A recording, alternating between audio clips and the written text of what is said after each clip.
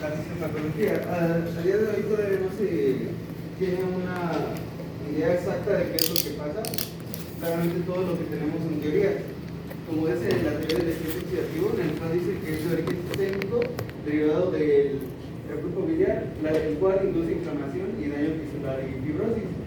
También el daño tóxico-metabólico, en el cual es una lesión directa al parénquima pancreático por sustancias externas o a su metabolismo, en este caso el alcohol y su derivado acetaldehído, el cual despierta una respuesta inflamatoria.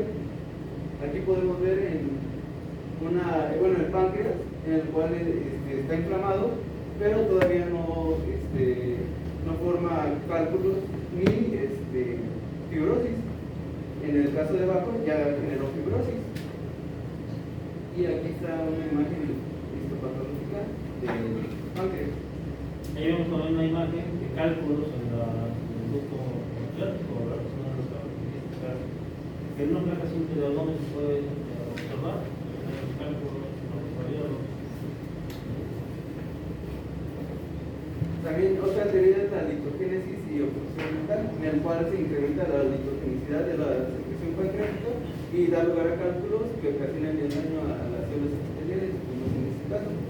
También la evolución de necrosis a fibrosis. La necrosis es después de una pancreatitis aguda, deteriora la arquitectura ductal e induce atrofia y fibrosis. También un evento centinela de la pancreatitis aguda activa mecanismos inflamatorios y fibróticos que, si no se resuelven, llevan al daño irreversible del parénquima pancreático. Y la lesión original en el ducto del pulso, en el cual el ataque inmunológico sobre el epitelio del conducto causa fibrosis. Este es como en el caso de la inmunológica.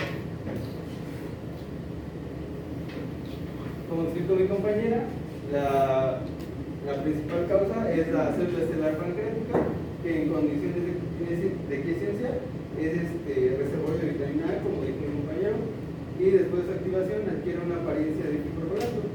En esta imagen se puede ver cómo está en quiesencia y aquí cómo se convierte en un fibroblasto. Además tiene la capacidad de producir matrices celulares. Bueno, vamos a entrar un poquito con la anatomía patológica. Esta enfermedad se va a caracterizar por fibrosis parenquimatosa, por atrofia, por la pérdida de tejido acinar y por una dilatación que va a ser variable, es decir, en distintos estados se va a ver de manera diferente. Va a haber un infiltrado inflamatorio crónico que histológicamente va a ser evidente porque va a rodear los lobulillos y conductos. Esta es una imagen de pancreatitis crónica. Aquí la fibrosis y la atrofia extensa han dejado sobre los islotes y a los conductos. En este voy a señalarme dónde están los islotes y los conductos.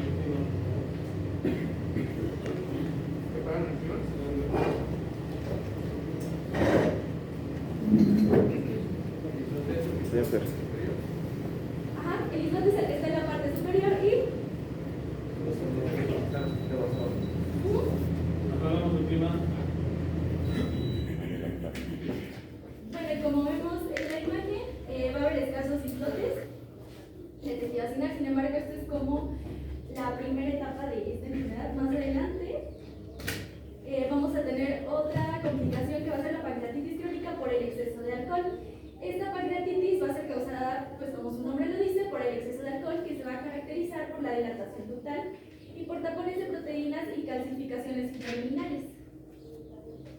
Esta es una imagen de un paciente con pancreatitis crónica alcohólica. En esta imagen vamos a ver los conductos dilatados, y creo que es muy notorio, con secreciones eosinófilas espesas. Y también vamos a tener otra pancreatitis crónica, que es la pancreatitis autoinmunitaria, y esta generalmente va a mostrar fibrosis arremolinada o estoriforme. Va a mostrar también inflamación obliterante de las venas, a lo que vamos a llamar flebitis, y también inflamación linfoplasmocítica densa con abundantes células plasmáticas secretoras de IgG4. ¿Cuál es la fibrosis estoriforme? ¿Cuál, perdón? Es la fibrosis que se ve literalmente como un remolino.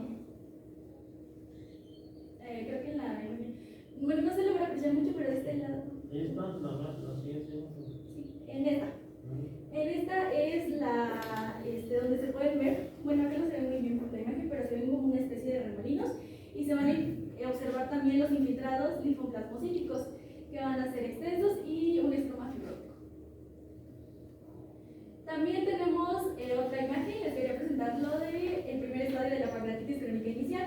Aquí vamos a ver alteraciones histológicas distribuidas de manera irregular y se va a caracterizar por la inmaduración, cicatrización nodular y regiones lobulillares de fibrosis. Y aquí está una imagen más o menos de cómo se ve una pancreatitis crónica a simple vista. Esto lo sacamos del libro de cirugía, de principios de cirugía, perdón. Y pues se ve más o menos de esta manera.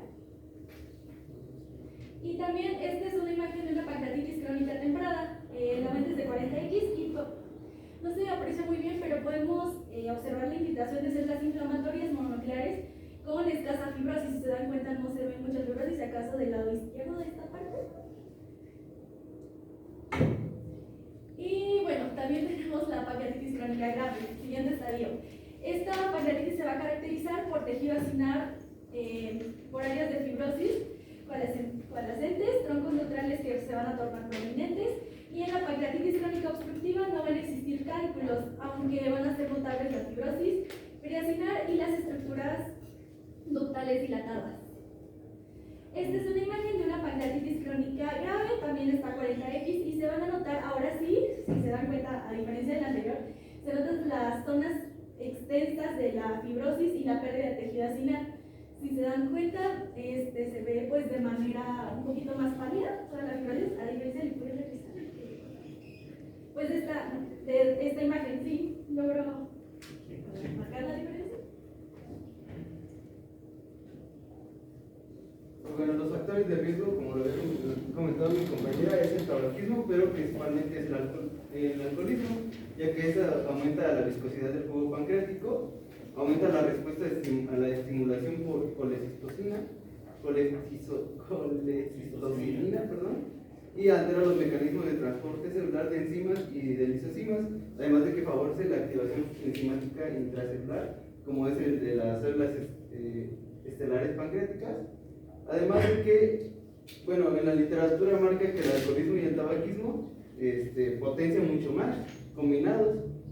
Y la nutrición en la pancreatitis crónica, también por alcoholismo, también se asocia con el alto consumo de proteínas y grasas.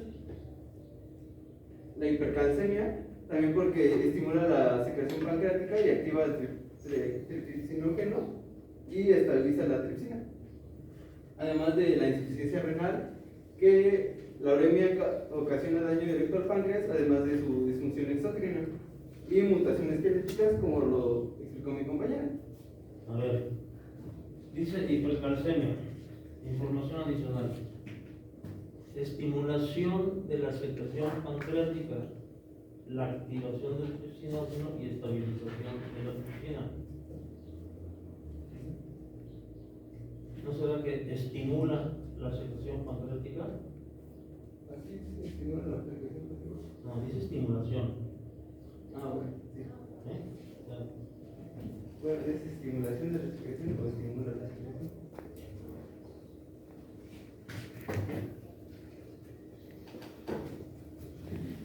Bueno, la autoinmunidad, en este caso hay infiltración de linfocitos y células plasmáticas con predominio de respuesta inflamatoria tipo Th1, y también por la obstrucción que genera estasis, así como pancreatitis crónica recurrente con desarrollo de fibrosis y necrosis periductal. Ahí como si sobra un D, ¿no? ¿Verdad? Un D. Ah, sí. De D. Sí, perdón. Y otros factores como la hiperlipidemia y radioterapia para tratamiento de neoplasia. Y bueno, vamos a tener diversas clasificaciones. Vamos a clasificarla primero de acuerdo a su etiología. La pancreatitis crónica clasificada puede ser, como dije, por alcohol, hereditaria, tropical, por una hiperlipidemia o por una hipercalcemia. Y la pancreatitis obstructiva crónica, dentro de del factor etiológico con el alcohol, vamos a poder desarrollar, por ejemplo, tumores pancreáticos. En la hereditaria va a estar presente una estenosis ductal, en la tropical va a haber cálculos biliares, Y en la hiperlipidemia va a haber un páncreas dividido, que más adelante se nos voy a ilustrar. Y también, como dije, no todas las etiologías son conocidas. En el caso de las desconocidas, se pueden, por ejemplo, producir los trastornos autoinmunitarios.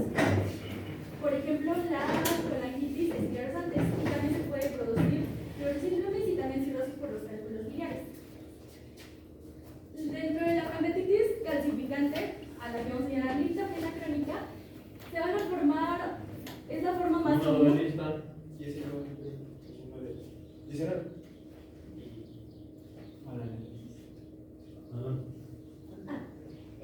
es la forma más común de la pancreatitis crónica. Su antecedente va a ser por el abuso de alcohol y esta no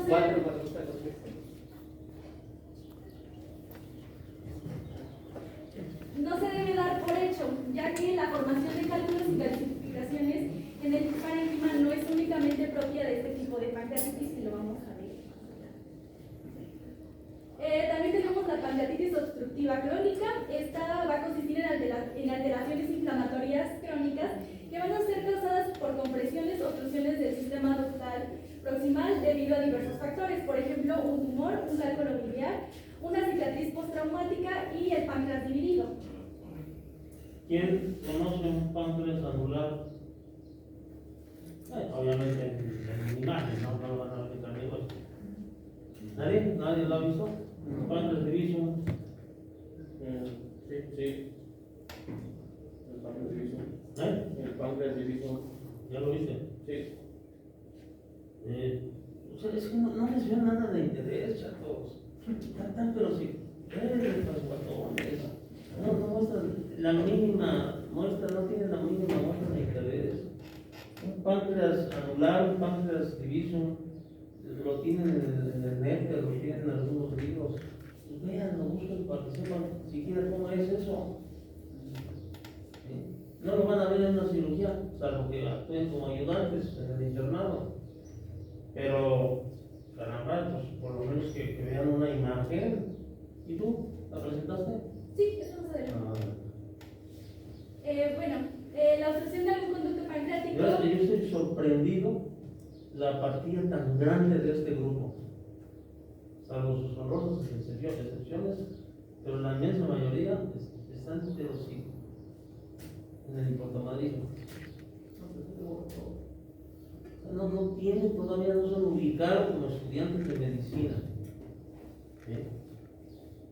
Y es que vienen arrastrando una cola de deficiencias espantosas, ¿verdad? Sí, bueno, como les decía, la obstrucción desde la primaria, ¿verdad? del conducto.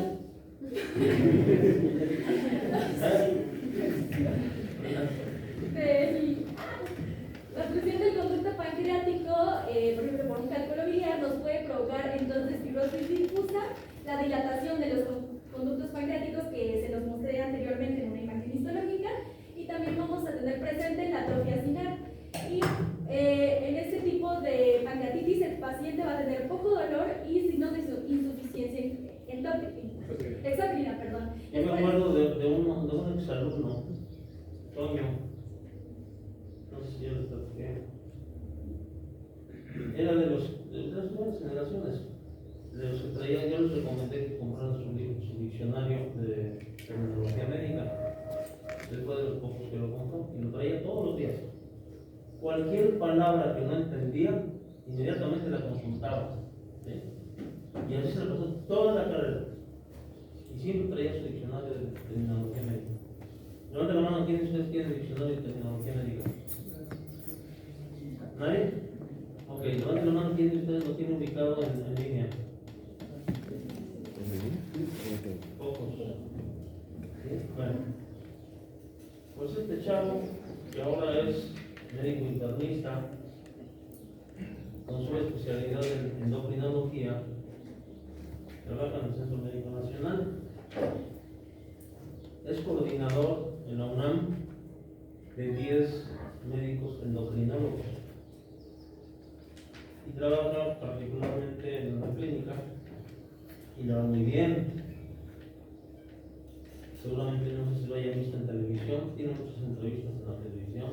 me entrevistan mucho.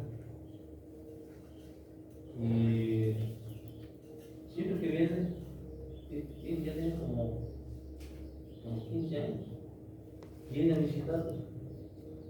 Siempre viene a visitar. Manifiesta su agradecimiento, no deja de echarle flores, pues. Esto se llama agradecimiento.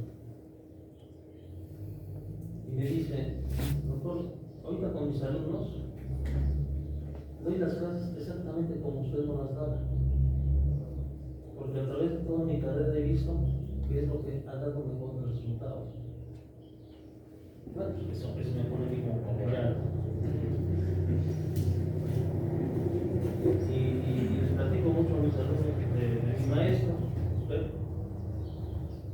Eso les comento porque realmente esto es satisfactorio y me convence de que no estoy por el camino equivocado. Es una forma de enseñar. Yo ya lo sabía desde muchos años, desde que empecé aquí a la clase, porque tuve buenos maestros. Tuve maestros de Alemania, de Francia, de Estados Unidos. Entonces, son maestros que me dieron muy buena enseñanza.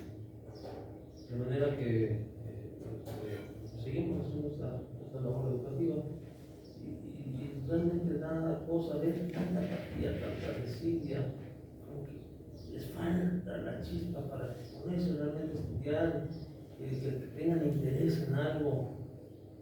No sé. Entonces, necesitamos estudiar mucho. La medicina se está estudiando constantemente. Hay que estar estudiando todos los días. Es muy grande. Si quieren llegar a ser buenos médicos, pues hay que estudiar mucho. Adelante. Entonces, como mencionaba, en este paciente vamos a tener poco dolor y nuestra única referencia, por así decirlo, va a ser los signos de la insuficiencia exógena. En esta imagen les puse para recordar un poquito acerca del páncreas. Si recuerdan, va a ser diversas enzimas, entre ellas la amilasa, la proteasa y la lipasa, que nos van a ayudar con diversas funciones del cuerpo. Por ejemplo, nos van a ayudar con el trabajo sobre el almidón, las proteínas y las grasas. Entonces, ¿qué va a pasar si mi páncreas no está produciendo las suficientes enzimas como para yo poder digerir ciertos nutrientes o alimentos que consumimos a lo largo del día? No, sobre la saturación de esas. Ajá, ¿Cómo dice? Pues sí, les pregunté qué creen que pasaría si el páncreas básicamente no está funcionando de manera correcta, con la producción de las enzimas que normalmente va a secretar. Pero una sobresaturación de lo que no está, de lo que tienen que digerir las proteínas. A un deficiente, una deficiente absorción nuclear. Y eso.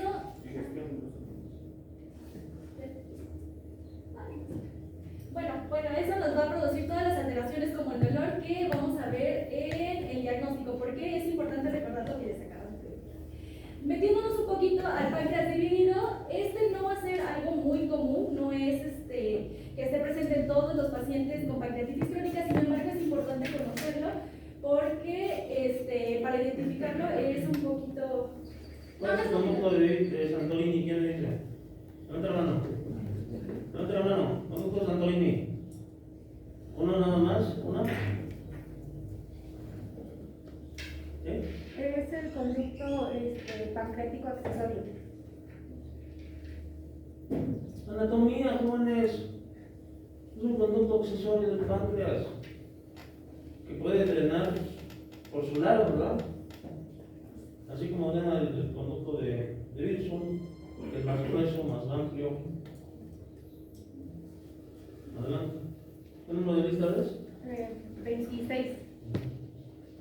Sí, como dije, este va a ser un caso especial de pancreatitis obstructiva y va a ser una anomalía congénita que va a ser la más frecuente y va a ocurrir en hasta el 10% de los niños. Es obstrucción funcional de un conducto de Santorini ¿No le conecta? Sí. Mira, este se falta las pinitas. 0 menos 1, 0. Estás en tablas. Vámonos. Que no se va a comunicar con el conducto de Wilson, como lo observamos en la siguiente imagen. Esto, vamos a ver, este es el conducto de Santorini, el que aquí sí lo alcanzo a ver. Y este es el conducto de Wilson. Entonces,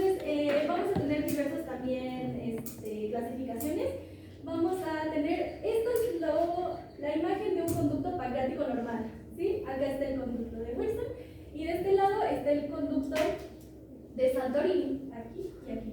Y se dan cuenta, forman como un triangulito y ya sigue desembocando de manera normal. Y bueno, las papilas están de este lado la mayoría.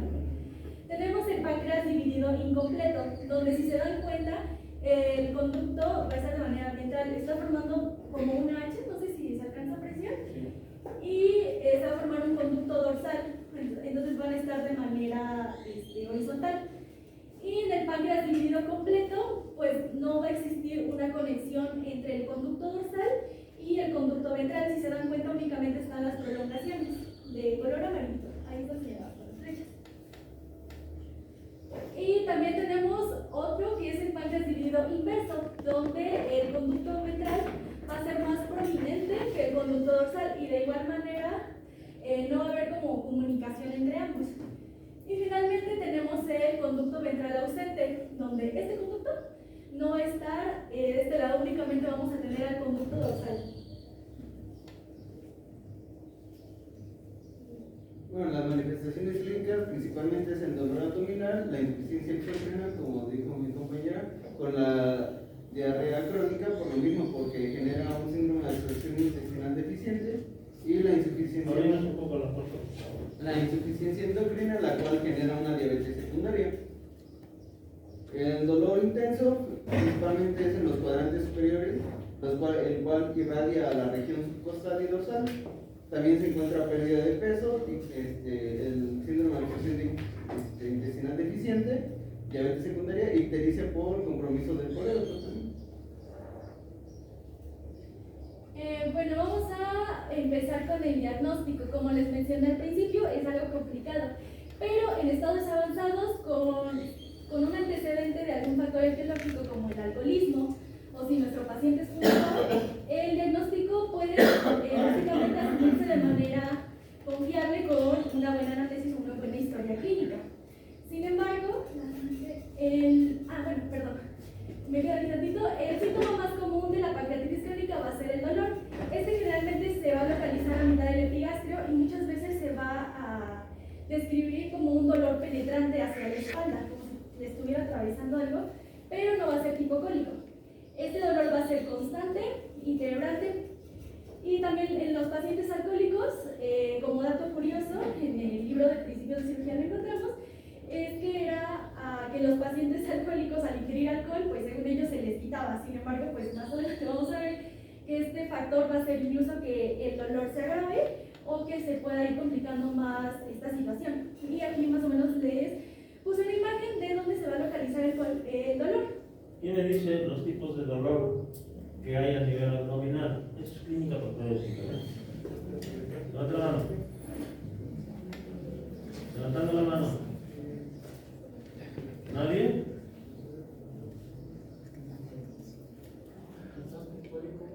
Ninguno. Ok. El marco me lo dice.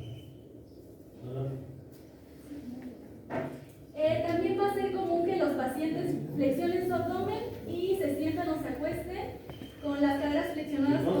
Que conste que nadie levantó la mano, ¿eh? Nadie. Obviamente te estás calificando. Mano para ustedes. Nada. Se sientan. Es la parte de la clínica, es la parte del instituto que lleva el mano. O se acuesten con las caderas flexionadas o de lado en posición fetal.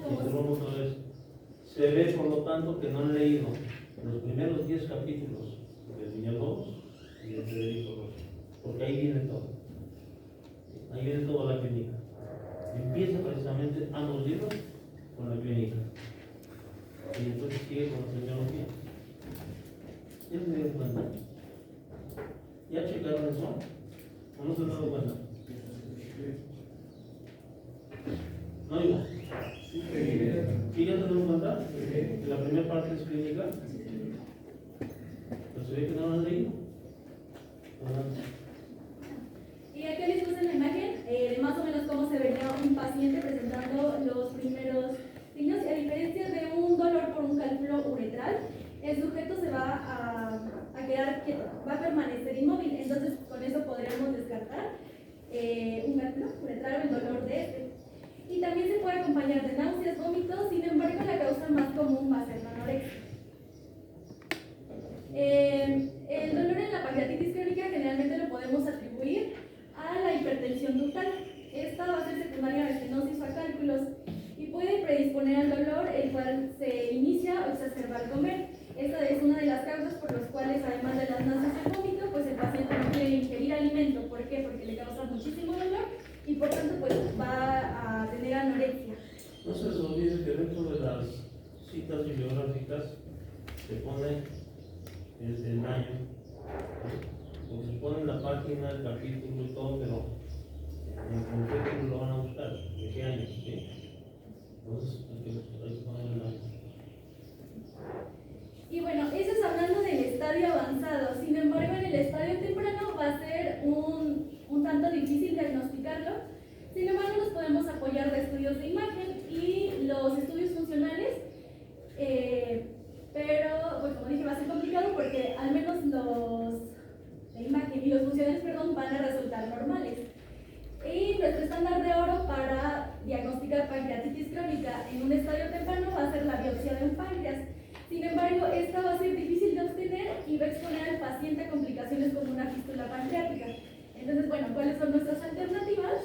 Son la prueba de función pancreática exógena, que nos va a ayudar a detectar la insuficiencia pancreática, y también estas pruebas van a medir la función basal, que va a ser útil también en estadios avanzados. También tenemos las pruebas directas de estimulación pancreática. En este tipo de pruebas se va a utilizar la secretina para evaluar la secreción de bicarbonato y colecistocinina para la segregación de enzimas pancreáticas. Clínicamente, y de forma rápida, ¿cómo pueden tener una sospecha, ligera pero sospecha, sí, de que el paciente tiene pancreatitis crónica? No te más. 1, 2, 4. A ver, aquí son 3. Si no veo las manos levantadas, no vale. Así no vale. Debe ser así. 2, 4, 5, 6, 7, 9. Ok. A ver, allá atrás. Alteraciones en la función de absorción, diabetes secundaria que por ejemplo no tenga una predisposición familiar,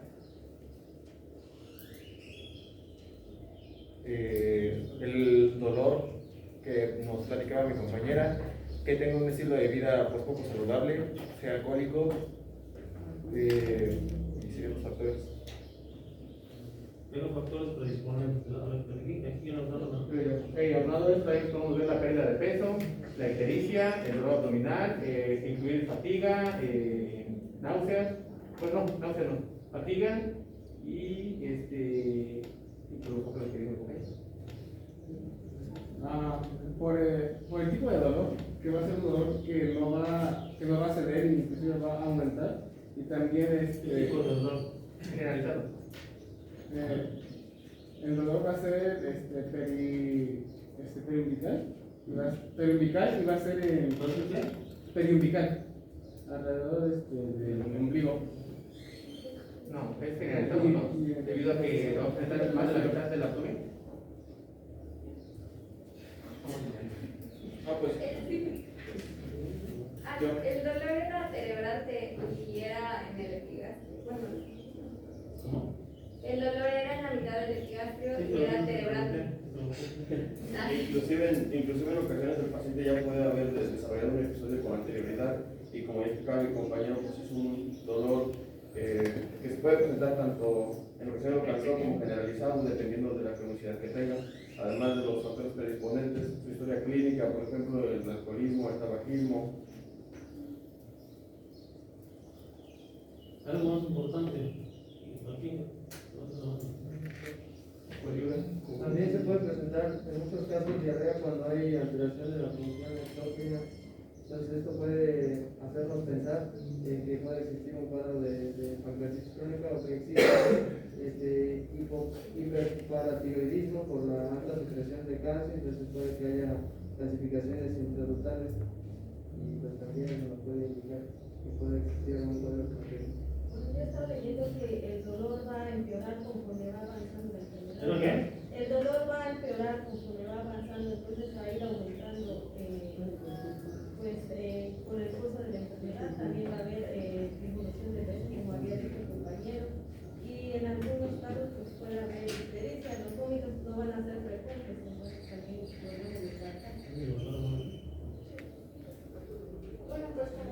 Fuerte para que se escuche ya de atrás. Como comentan mis compañeros, como No he dicho nada. bueno, el dolor se va a dar aproximadamente a nivel del epigastrio, además de que en la espalda los pacientes lo van a describir como si fuera un dolor penetrante. También también puede haber una mala absorción debido a que se alteran las enzimas pancreáticas y pues igual también puede existir fatiga y anorexia.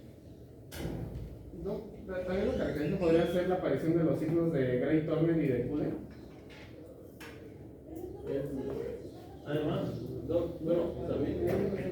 También podría ser por el tiempo, por ejemplo, puede aparecer y reaparecer. no tengo nada. Podría ser también por el tiempo, o sea, puede aparecer y reaparecer y no mejorar, porque precisamente por eso es crónico, ¿no? Igual, doctor hermano.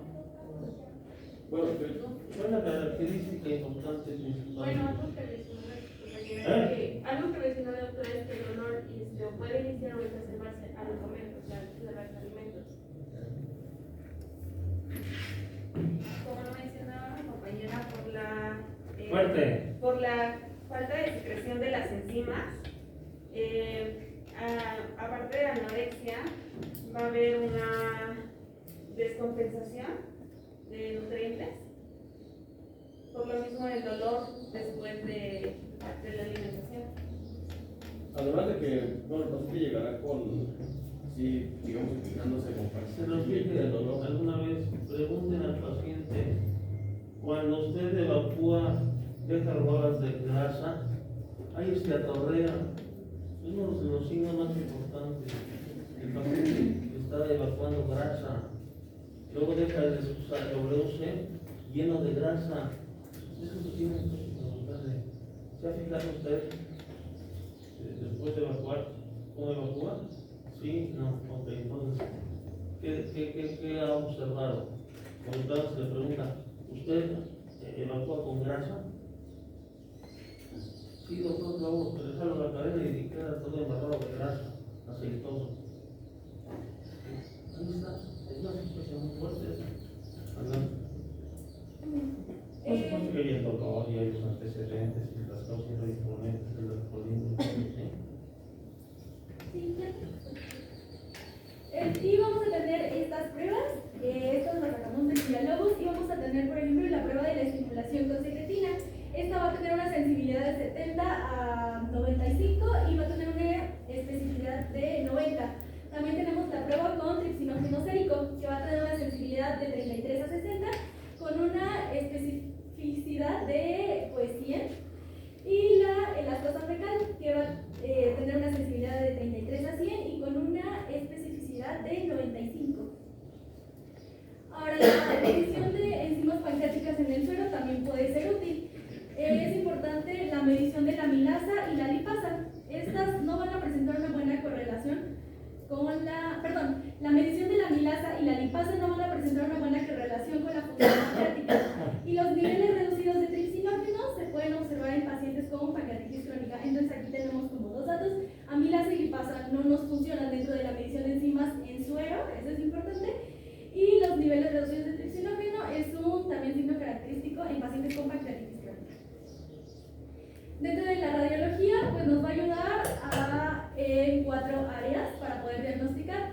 En el diagnóstico, en la valoración de la gravedad de la enfermedad, nos va a ayudar también con la detección de las complicaciones, porque no el páncreas únicamente se causa con fibrosis, no con enzimas y ya, sino va a tener más complicaciones. Y también es nuestra elección de las terapéuticas. Actualmente se va a utilizar con más frecuencia la ecografía endoscópica como un paso preliminar, y lo vemos. Pero bueno, también tenemos pruebas para pancreatitis crónica, como la medición de enzimas y el polipéptido pancreático. Tenemos la medición de la porción pancreática exócrina. ¿Sí me recuerdan cuál es la parte exócrina del páncreas y la parte endócrina? Los enzimas y los ciclotes, respectivamente. Ok, bueno, dentro de esto vamos a hacer mediciones directas, es decir, con enzimas y con bicarbonato. Dentro de las mediciones indirectas tenemos la prueba de betiroimida y la prueba de Schilling, que es una prueba para determinar cómo se está absorbiendo la vitamina D dentro del páncreas. Y también vamos a tener una concentración de grasa fecal,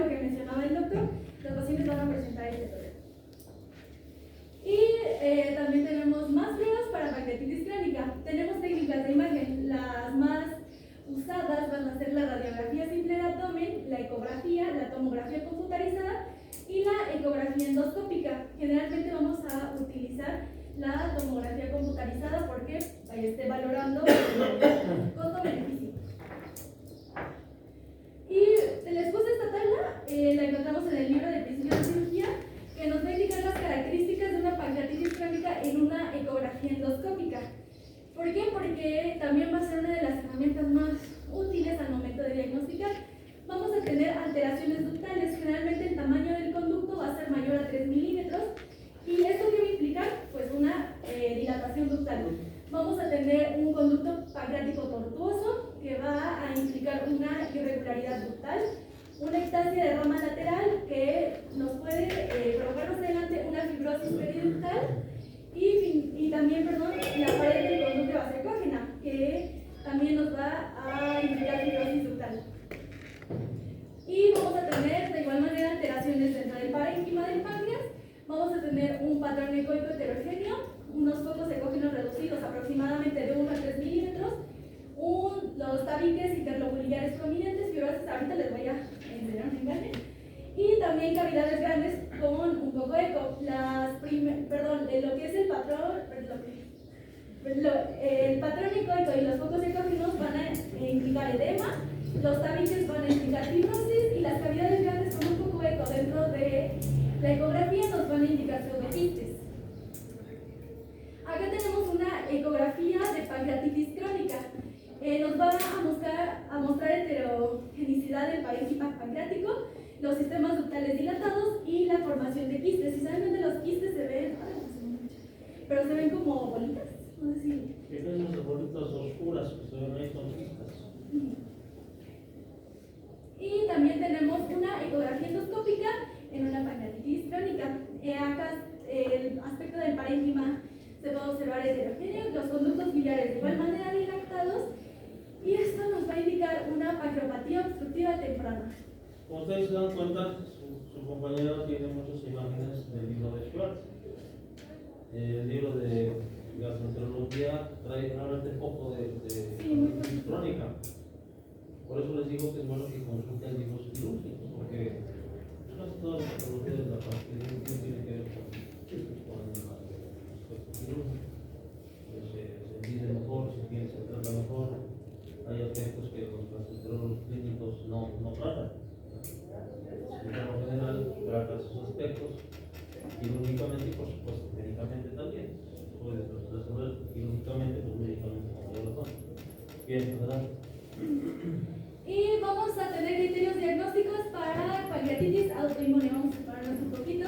Dentro de la histología, la principal característica va a ser que se va a presentar un infiltrado linfoplasmocitario periductal.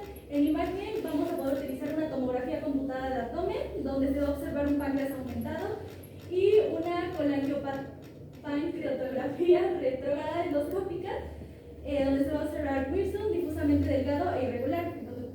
Y dentro de la serología vamos a tener elevación de IgG4. Hay que recordar que el parámetro normal va a ser de 8 a 14 miligramos por decilitro. Bueno, esta va a estar elevada. El pronóstico para nuestro paciente generalmente es hacia la pérdida progresiva del parénquima pancreático en caso de no ser atendido adecuadamente, y el cual también es sustituido por fibrosis, como ya lo hemos visto en la fisiopatología, lo cual lleva a una insuficiencia exógena y endógena. En promedio, esta insuficiencia se genera de 15 a 19 años. Las complicaciones en los conductos pancreáticos se presentan en menos de 20% de los pacientes, y en 15 años después estarán presentes en el 85% de los mismos. A los 20 años el diagnóstico en casi todos los pacientes presentan diabetes secundaria y datos de insuficiencia exógena, como es la esteatorrea. Finalmente, la pancreatitis crónica tiene una mortalidad de hasta el 50% a los 25 años de ser diagnosticada, y el brote de agudización está entre el 15 y el 20%. Hay un descontrol glucémico claramente por la deficiencia endocrina, además de que son más propensos a tener infecciones y complicaciones en alguna cirugía. También hay suicidios por dolor que es realmente muy intenso, y este es en el 9% de los pacientes, además de que tienen un mayor riesgo a padecer un adenocarcinoma pancreático.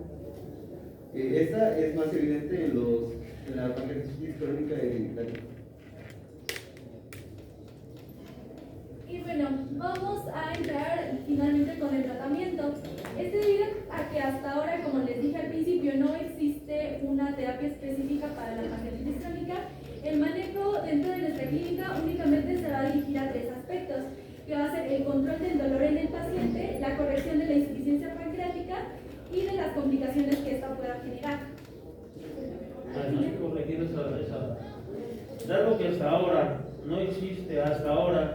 existe terapia. ¿Sí? Sí. Está redundante. Bueno, hablando teológicamente, lo primero que vamos a hacer, pues básicamente por lógica, es eliminar o contraer el factor causal. Es decir, que pues a un paciente alcohólico le voy a quitar el alcohol, al paciente con tabaquismo pues le voy a quitar el tabaco. Y es importante recordar que difícilmente se logra revertir el daño. La puerta, por favor.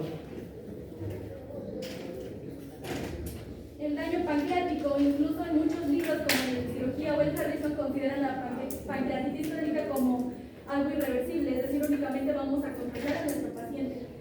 Y bueno, en pancreatitis obstructivas se puede detener la progresión del daño al reinstalarse el drenaje pancreático de diversos procesos que están más adelante. Y dentro de la pancreatitis autoinmune vamos a administrar esteroides. El dolor en la mayoría de los pacientes van a responder ante la suspensión del consumo del alcohol, pero después de un tiempo prolongado, de que ya se los quitamos, porque como les dije al principio, muchos pacientes alivian entre comillas su dolor pues ingiriendo más alcohol. También se puede disminuir el dolor con comidas en pequeño volumen, baja en grasa, con enzimas pancreáticas y con antisecretores de ácido como una protección para nuestro estómago. Siguiente, por favor. También la administración de las enzimas va a presentar mayor efecto terapéutico en las etapas iniciales de la enfermedad o en los pacientes que presenten clasificaciones y se deben administrar con alimentos y con antisecretores de ácidos. ¿Qué tamaño de otros haces? Ay, tiene como el 50 aquí. ¿Sí? Muy bien. Sí, el reemplazo adecuado de las enzimas pancreáticas nos va a corregir pues, la insuficiencia hexabrina, como la absorción inadecuada de vitaminas y también vamos a dejar, por ejemplo, dentro de esta la enzima ocreotida, que va a derivar de la somatostatina, que es una opción útil en el dolor pancreático, perdón. Esto va a disminuir la secreción pancreática y los niveles de colicistocínica. Y esta no se va a recomendar, sin embargo, por el costo y por el efecto inestable. Por un momento nos va a dejar a nuestro paciente pues sin dolor, por así decirlo, o con una disminución, pero este puede reaparecer de manera momentánea. Entonces, si ponen eso en comparación con el elevado costo que tiene, pues no es tan recomendable. Lo principal que vamos a tener son el uso de analgésicos. Estos se van a prescribir en pacientes que no responden a las medidas generales de alimentación, quitarles los factores etiológicos que les están causando pues, la enfermedad. Vamos a tener un inicio con acetaminofén o antiinflamatorios no esteroideos. Tenemos que evitar la administración de narcóticos. Esto lo vamos a dejar para pacientes con estados más avanzados o que no responden al tratamiento inicial, y después les ponemos un diagrama de esto. Y es importante que los sujetos se abstengan pues, de consumir alcohol, que es el principal factor etiológico. ¿Continúo, doctor? Sí. Y bueno, este es el diagrama del que les hablaba. ¿Cómo se llama? Terminado. Perdón. Lo sacamos del libro de principios de cirugía y me pareció muy útil. Lo primero que tenemos que hacer pues, es un diagnóstico correcto, una anamnesis apropiada. Vamos a tener que hacer las imágenes confirmatorias y la tomografía computada. ¿Por qué? Porque es de mayor calidad, menor costo. Y también vamos a tener pruebas funcionales. De aquí vamos a tomar la prueba de secretina en tubo o la prueba de secretina endoscópica. De aquí, después de eso, vamos a buscar enfermedades alternativas y las complicaciones que puedan existir. Por ejemplo, un cáncer pancreático, un pseudoquiste, la obstrucción del colédoco o la obstrucción duodenal. Ahora, dentro del tratamiento médico hay que medir la intensidad del dolor y el tipo y referir a programas formales estructurados para eliminación del consumo de alcohol y tabaco. ¿Por qué? Porque muchas veces los pacientes no lo dejan así porque se los indicó el médico y ya generalmente pues, necesitamos otro tipo de apoyos por parte de la familia o por parte de otros centros. Y también requiere una asesoría sobre la nutrición adecuada y el inicio de complementos con vitamina D y calcio. Podemos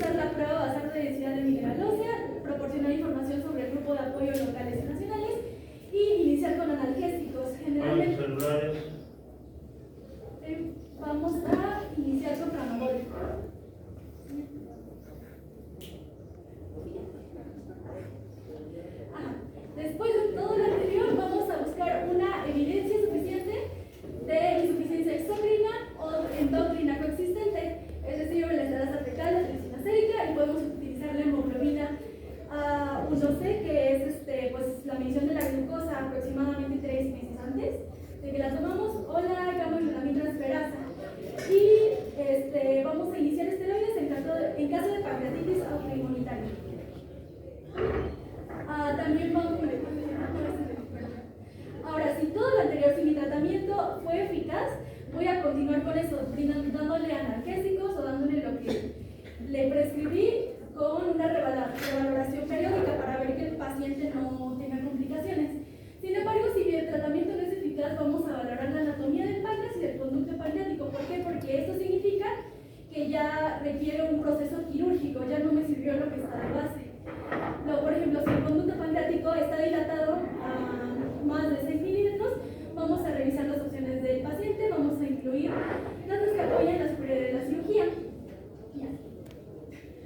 Y bueno, algo importante a recordar es que el tratamiento quirúrgico lo vamos a considerar únicamente cuando va a fracasar el tratamiento farmacológico. Y este es un ejemplo de un proceso que se puede hacer, que es la pancreatomía distal. En palabras burdas, pues consiste en la extirpación de la cabeza o de la cola del páncreas, siempre y cuando, ¿cómo se llama?